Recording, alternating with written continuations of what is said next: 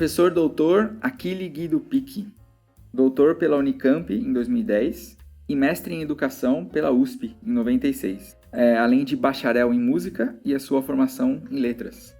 Possui extensa lista de trabalhos como compositor, pianista, solista de câmara e regente. Atua como professor de composição da graduação e pós-graduação da Unesp na área de composição e redução de partituras ao piano.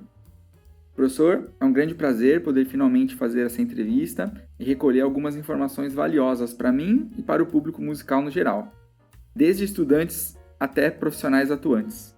Todos temos muito o que aprender com o senhor. Então, para começar a nossa conversa, professor, você poderia nos contar um pouco da sua trajetória inicial na música? Pergunto isso pois há muito de nós, estudantes, que estamos buscando firmar um caminho, ao ouvir alguém que passou por tudo isso e hoje está em plena atividade, é importante e faz a gente encontrar alguns nortes. Bom, a ideia é a seguinte, eu estou no campo musical há mais de 50 anos. Eu comecei a minha trajetória musical por um pedido que eu fiz para o meu pai quando eu tinha 10 anos de idade, que eu gostaria de ser um pianista. Eu tinha mudado de casa, eu era muito moleque, e meu pai estava trazendo, durante a reforma, ele trouxe uma televisão pequena, entre outras coisas, colocou no chão e ligou a televisão. E por um acaso, eu me lembro muito bem que estava passando um tape de um pianista, que hoje eu sei que era o Horowitz, na televisão. Eu fiquei absolutamente fascinado olhando para aquele cara e depois virei para o meu pai e falei assim, olha, é isso aí que eu quero ser, eu quero ser pianista. Meu pai, obviamente, se divertiu muito, falou, você quer tocar piano? E eu reclamei muito com ele, não, eu não quero tocar piano, eu quero ser pianista. Desde sempre, e isso é uma coisa interessante, porque desde sempre eu quis ser músico, desde sempre quis ser pianista. Em toda a minha trajetória de vida pessoal, eu nunca tive dúvida de que é isso que eu queria ser, músico. Eu comecei com 10 anos de idade a estudar piano com uma pianista húngara lá do meu bairro. Depois de pouco tempo, com mais ou menos 2 ou 3 anos de piano, eu gravei um programa para a antiga Rede Globo, a antiga Rede, não me lembro mais como é que se chamava a televisão, mas era a antecessora da Globo. Fiz um especial lá, dei um recital já com 13 anos de idade. O meu primeiro recital oficial foi com 16, com entrada e tal, foi num teatro. E a partir daí eu não parei mais, eu continuei estudando piano e sendo pianista desde sempre até hoje, né? E o meu estudo foi trilhado através dessa professora e de um professor José Antônio Bezan, meu grande mestre, não só de piano, mas também de música.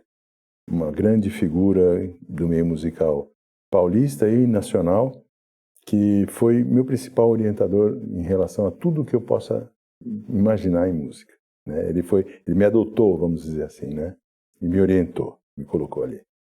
Depois disso eu passei na mão de muitos outros mestres, mas sempre de maneira próxima, mas não contínua como o Bezan, né? Toquei para muitas pessoas, fiz vários concursos internacionais, não ganhei nada, mas apesar disso eu consegui fazer uma carreira pianística, principalmente como pianista de câmara. Eu nunca acreditei que concurso fosse determinante de carreiras musicais, embora ele seja um grande estímulo para que a sua carreira decole. E de fato foi um estímulo, mesmo eu não tendo ganho nenhum lugar no concurso. O primeiro concurso internacional que eu fiz, um olheiro do concurso, me convidou a fazer uma série de recitais no sul da Itália. Simplesmente não sei porquê, né? A partir desse concurso eu toquei para pessoas importantes, como por exemplo o Michelangelo e outras figuras musicais da Europa, né? Eu tinha 17 anos, estava começando a fazer tudo, né? Já tinha uma boa disposição pianística, mas o conhecimento musical ainda por fazer, né? Mas de qualquer maneira fui em frente, comecei logo a trabalhar com voz, né? Na antiga ProArte de São Paulo. Eu conheci uma excelente professora de canto, que era uma grande figura, Celina Sampaio se chamava ela. Ela tinha sido aluna de grandes professores europeus e ela resolveu me ensinar como é que você trabalha com cantores. Me adotou como pianista e foi minha grande mestra do trabalho piano e voz, que até hoje é um trabalho fundamental na minha vida. Ela tinha grandes alunos, eu trabalhei com todos eles. A partir daí comecei uma carreira bastante intensa como pianista de câmara com voz, no Brasil e fora do Brasil. Eu acompanhei grandes cantores, só para dar alguns exemplos, por exemplo, até mesmo Pavarotti, eu cheguei a tocar com ele, né, na Alemanha, e outras grandes figuras nacionais e internacionais. Enfim, eu fiz uma carreira grande como pianista de câmara com voz, né? Me dediquei muito a esse trabalho, mas também como solista. E fora o ramo pianístico, eu desde sempre escrevi música. Eu tinha um grande interesse, uma grande vontade de escrever música, mas eu nunca estudei sistematicamente composição. Até avançado, até bastante tempo. Quando então decidi estudar com Camargo Guarnieri. Fui aluno do Camargo Guarnieri uns bons anos, bastante mesmo. Camargo Guarnieri é um gênio que a gente reconhece internacionalmente. E foi o meu professor, um dedicado professor a um grupo de alunos que ele chamava de discípulos da escola.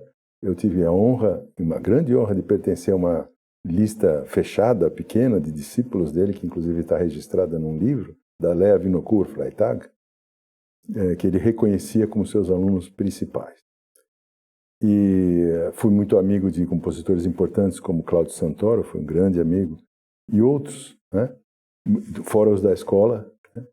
E eu já, quando eu cheguei no Guarnieri, eu já tinha uma obra constituída, já tinha muita coisa composta, né? Inclusive para orquestra, eu já estava construindo a minha primeira ópera.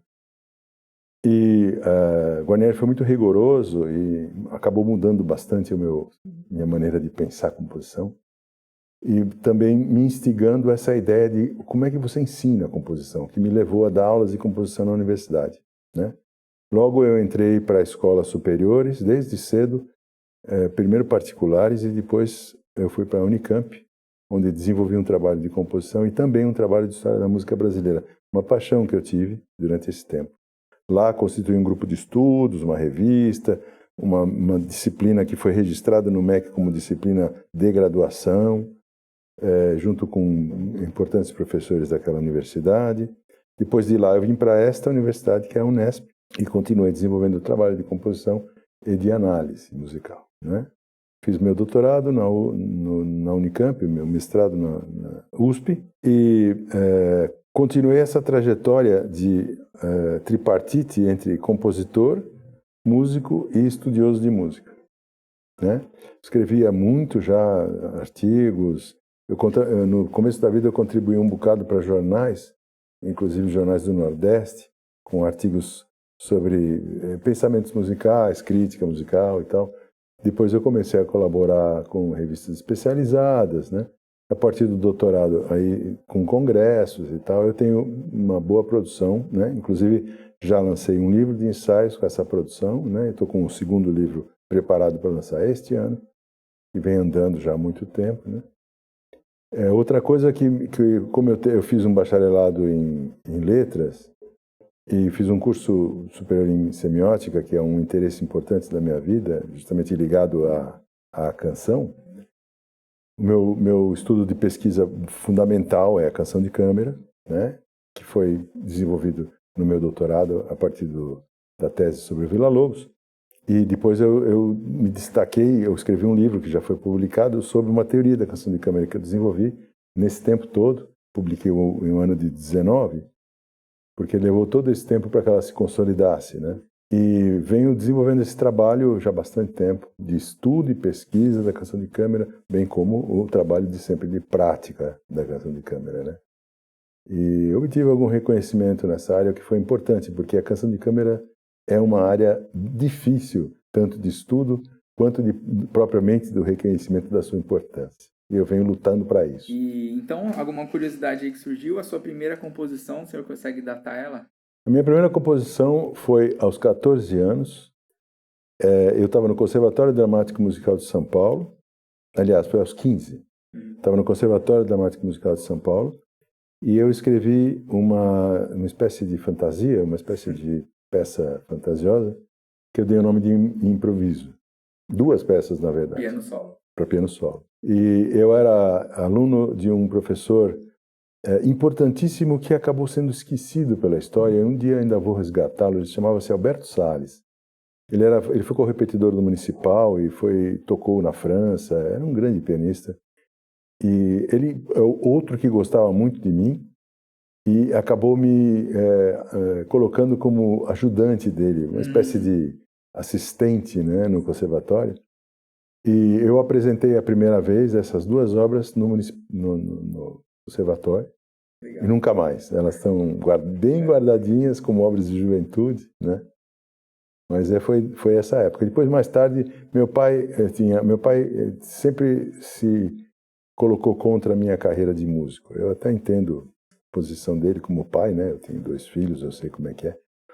Então, mas ele não gostava da ideia de eu ser músico. Embora ele tocasse piano, tivesse estudado canto e tinha conhecimento musical suficiente para tocar comigo a 4 mãos, né? Gostava muito de certos tipos de estilos musicais, como a valsa brasileira. E aí, em homenagem a ele, com 16 anos, eu escrevi uma série de valsas brasileiras, que ele nunca chegou a tocar. Então tá aí, o Opus 1 do professor Achille. Professor, quais trabalhos o senhor já fez que o senhor destacaria para nós hoje? Pode ser um concerto especial, uma obra estreada, algum acontecimento. Bem, trabalhos que eu já fiz é difícil de falar porque são tantos que realmente a gente como profissional acaba fazendo. Eu fiz questão na minha vida profissional, como músico, não só como pianista, de fazer de tudo que eu poderia fazer, experimentar de tudo. Então, eu fui pianista de câmara, fui pianista popular, eu fui regente de coro, fui correpetidor de ópera, eu fiz um pouco de tudo em relação. Eu fui arranjador de orquestra popular, arranjador de músico de cinema, fiz músico para teatro, ao vivo. Eu fiz realmente um pouco o máximo que eu podia fazer. Onde tinha uma oportunidade, eu não perdi a oportunidade de fazer, né? Eu toquei em 23 países, eu tive vários conjuntos instrumentais importantes, como, só para citar o Trio Image, piano, violino e viola. Tocamos em muitos lugares europeus, Rússia, Afeganistão, China, muitos lugares. Eu tive um outro trio importante, piano, oboé e trompa, que era o trio Unirio, o Luiz Carlos Juste e o Schwab, trompista lá do Rio de Janeiro. Fomos para a Alemanha muitas vezes, fomos para a Inglaterra, para Paris. Então tivemos realmente uma carreira interessante, né? Eu gravei 21 discos, como solista, como camerista, fiz pontas em vários discos, inclusive com músicos populares. Então, eu nunca perdi a oportunidade de fazer qualquer trabalho profissional musical, tanto pela chance de fazer o trabalho, quanto pela chance de aprender com ele.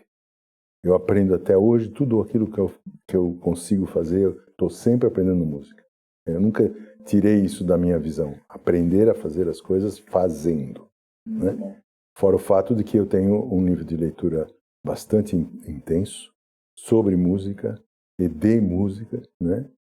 As pessoas em geral no mercado me conhecem como tendo uma leitura à primeira vista muito boa. Então eu realmente apronto coisas rapidamente, funciono bem, né? Tanto em palco quanto fora dele. Agora, destacar alguma coisa para mim é bastante difícil. Teve casos e casos na minha vida interessantes, né? Por exemplo, com o Trio Image, né? Nós fizemos uma vez uma turnê extensa pela Rússia e pela Geórgia. Uma vez nós estávamos tocando na Rússia, fomos para a Geórgia tocar através da Armênia, e esses locais do mundo estavam em guerra naquele momento. E nós passamos dificuldades intensas para poder cruzar as fronteiras para tocar.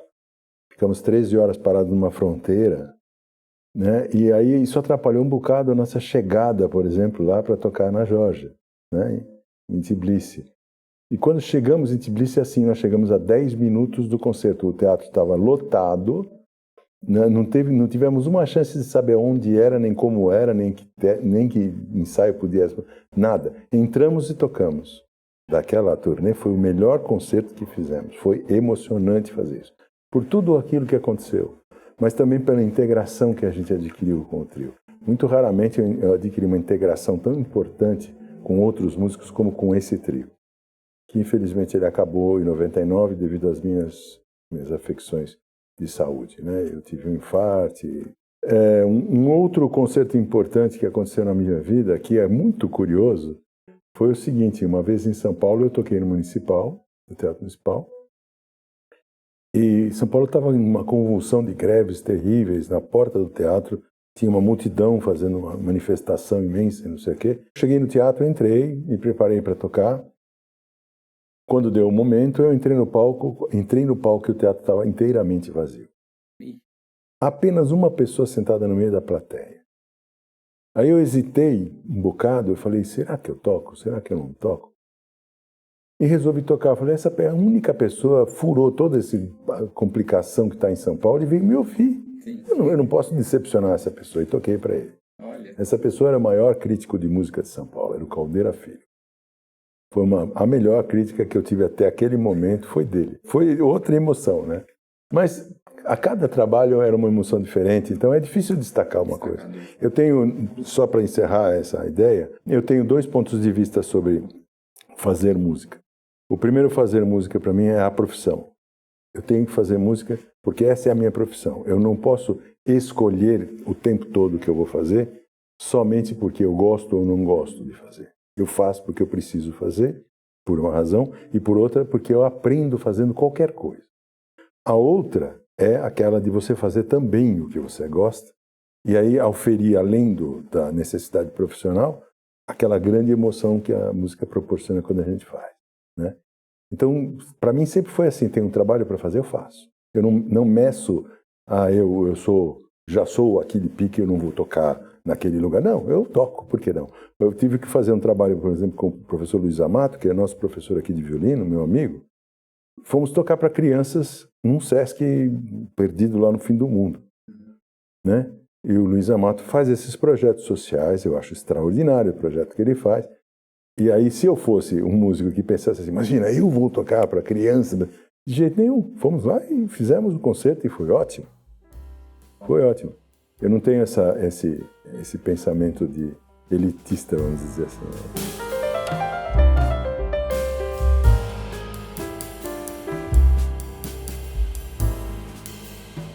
Qual a sua relação com a música de câmara? O senhor já falou um pouco no começo sobre como foi a sua inserção lá, mas se puder falar mais sobre como está sendo, inclusive na atualidade, a sua relação com a música de câmara e a canção de câmara brasileira. Bom, a minha relação com a canção de câmara, especialmente a brasileira, é total, né? Eu posso dizer, eu me sinto orgulhoso de dizer isso, eu trabalhei com todos os cantores, os principais e mais importantes cantores brasileiros e mais alguns outros. E continuo fazendo isso, né? Eu adquiri um nome nesse campo justamente porque eu tenho uma dedicação muito especial à canção de câmara. Eu acho a canção de câmara um fenômeno dentro da história da música. É um gosto pessoal, mas é um fenômeno do ponto de vista expressão e principalmente do ponto de vista formato e expressão.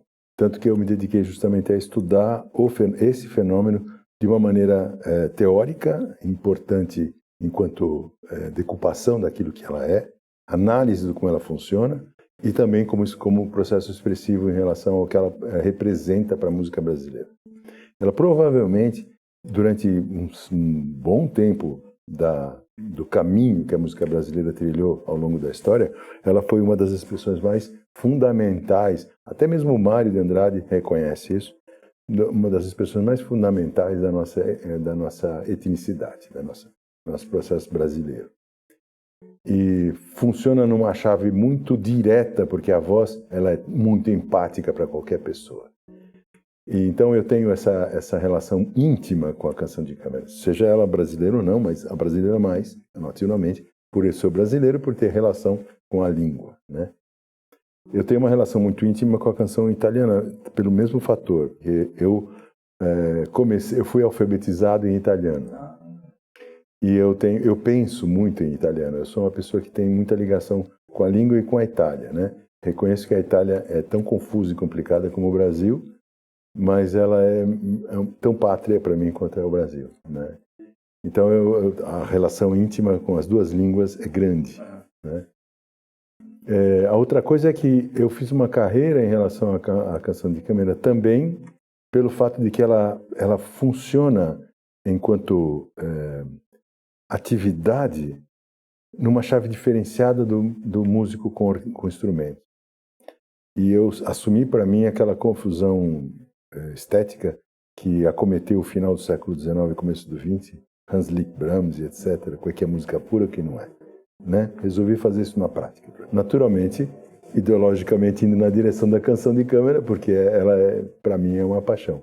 Mas eu assumi isso na prática, realmente, e até transformar isso em discussões, em textos, etc. O senhor leciona isso também aqui na... Na pós-graduação, eu tenho uma disciplina de análise, que eu trabalho a análise e a pesquisa, e eu reverto isso para o estudo da canção de câmara. Né?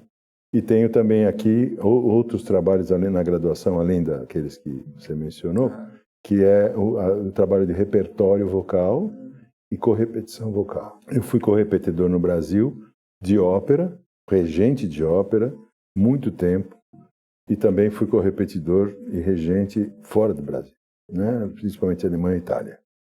Então eu tenho, de novo, uma intimidade com a voz, né? Com essa linguagem vocal, essa ideia da linguagem vocal, especialmente ópera e canção. A Itália, principalmente, que deve ser um país extremamente vocal. Assim, a Itália é um país confuso em relação ao trabalho vocal, mas ela é, historicamente, uma fonte, né, disso. Né? E a ópera lá tem visões assim, até quase contraditórias. Né? Por um lado, ela parece muito com o futebol para nós. Quer dizer, é extremamente ligada assim, a fã-clubes e vozes. E assim, a voz está ligada a um processo de representação do nacional italiano. Para eles, a voz, por exemplo, especialmente tenores e sopranos, são quase como heróis nacionais. Por outro lado, a ópera tem requintes muito impressionantes na Itália. Falo de Milão e de Torino.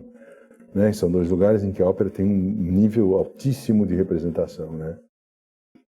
Mas o país onde a ópera tem mais qualidade, mais constância de qualidade e mais realização é a Alemanha. Ainda é. Né? Apesar de que ela tem sofrido, eu diria, houve um tempo em que a ópera teve uma decadência, ela está voltando a acontecer com mais frequência, mas agora com outra roupagem. Ela acontece de outra maneira, ela está se transformando em espetáculo de entretenimento com muito mais tecnologia, muito mais visibilidade do ponto de vista imagem, né? Competindo com o cinema, em muitos casos, em efeitos especiais, essas coisas todas. Voltando a falar agora da canção, mais precisamente da canção de câmara brasileira. Como que está a situação atual desse gênero? Ainda as obras são produzidas? Existe um cenário atual? Ou ainda se permanecem presos a algumas joias aí do passado? Olha, eu acabei de realizar um texto cujo título é um pouco pessimista, chama-se A Decadência da Melodia. Eu acredito que existe um problema com a canção de câmara mundial, que é o formato com que ela é apresentada.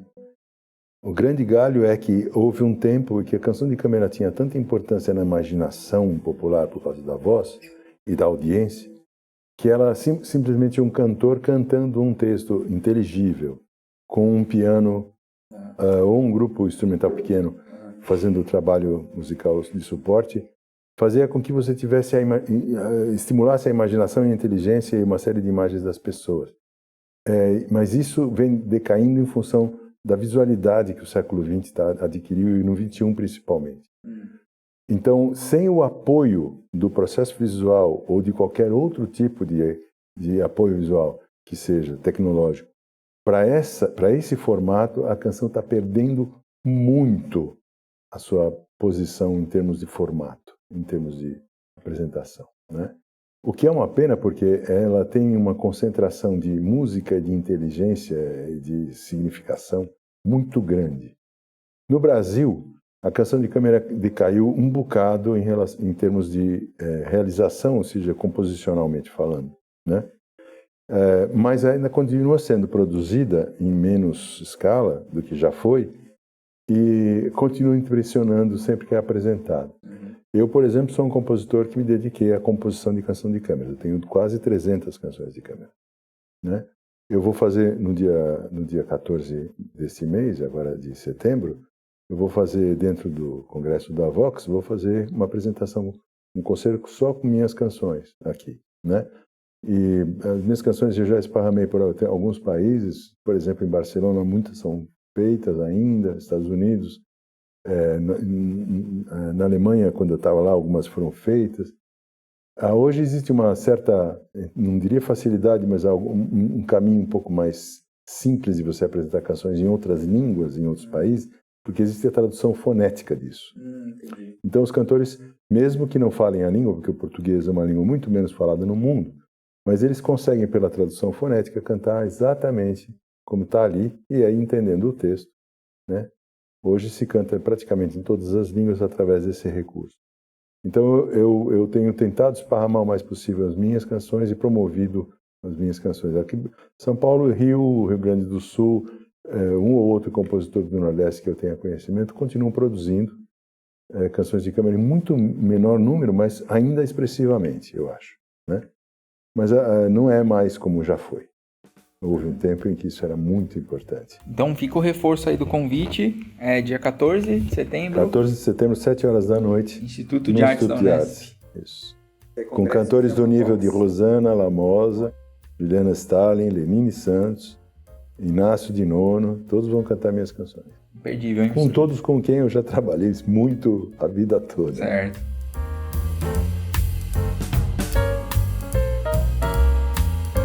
No dia 27 de julho aí desse ano, 2023, né? Alguém às vezes vai ouvir a nossa entrevista mais pra frente. Eu pude prestigiar um concerto de música de câmara, em que teve o senhor ao piano e o violinista Alessandro Borgomanero, na Biblioteca Mário de Andrade, aqui em São Paulo. Teve até a estreia de peça sua, que inclusive foi repetida no bis daquela ocasião. É bom reforçar isso. A obra se chama Pensamento. E aproveitando esse gancho, então, como que anda a sua produção como compositor? O senhor falou lá do começo, né, de como foi, e agora a gente gostaria de saber como que está a sua produção agora. Você reserva um tempo? As pessoas têm bastante interesse em saber, né? Você reserva um tempo especialmente assim para compor? Enfim, como que é a sua rotina de compositor? Olha, eu tive várias fases, vários estágios na vida de rotina de composição. Eu fui movido por duas coisas. A primeira, encomendas. Eu sempre tive encomendas. E as encomendas é engraçado, porque eu não penso, sabendo como é a situação da composição no Brasil, eu há muitos anos deixei de lado a recompensa da composição profissional. Não porque eu não quisesse, mas porque eu sei que é quase impossível acontecer efetivamente. Então, como eu não posso deixar de compor, porque isso é uma necessidade da minha vida, então eu aceitava encomendas porque eu achava interessante o tipo de encomenda e porque eu gostava da pessoa que encomendou. E sempre fiz isso, né? As encomendas, em grande parte, eram de voz, algumas vezes solísticas, né? Piano, e agora, recentemente, encomendas de música pedagógica, para piano, por exemplo, e algumas, há um tempo atrás, para oboé. Eu escrevi algumas peças para oboé em forma de choro, eu chamei de choro-oboés, para o Luiz Carlos Juste, que é um grande oboísta brasileiro, no Rio de Janeiro, com propostas pedagógicas. Eu me sentei com ele, pedi o que ele tinha necessidade e escrevi, né? Fiz a mesma coisa com clarinete. Então, eu tenho uma produção que abarca praticamente tudo, todos os instrumentos, voz, coro, orquestra, ópera, tudo.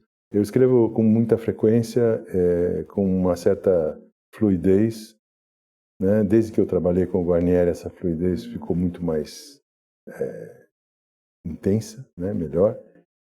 E as ideias não param nunca, e eu reconheço, como eu trabalho com a pedagogia da composição, como eu dou aula de composição, eu reconheço o fato de que 99% do que realmente a gente faz enquanto compositor é profissionalmente trabalho. Certo. Trabalho e disposição e muito suor, às vezes, né? O 1% fica a cargo do insight, né? E que esse não falta nunca, mas nem sempre ele é funcional. Isso é uma coisa que as pessoas às vezes não entendem muito bem. Eu tenho 1 milhão de ideias, mas não dá para aproveitar esse 1 milhão de ideias. Às vezes elas não são funcionais. Certo. Eu gostaria de poder anotar essas ideias e distribuir para outros compositores. Porque para eles pode ser que seja. Mas para mim não foram. Algumas são muito boas, algumas não. Mas elas não param de vir. Então eu estou sempre com um caderno na mão, estou sempre com um gravador, eu estou sempre anotando, né? Assim como também eu escrevo muito, né? Eu acabo de publicar dia 18 deste mês, de agosto, publiquei meu primeiro livro de contos. Está na plataforma Amazon, está na Magalu, está em outras plataformas.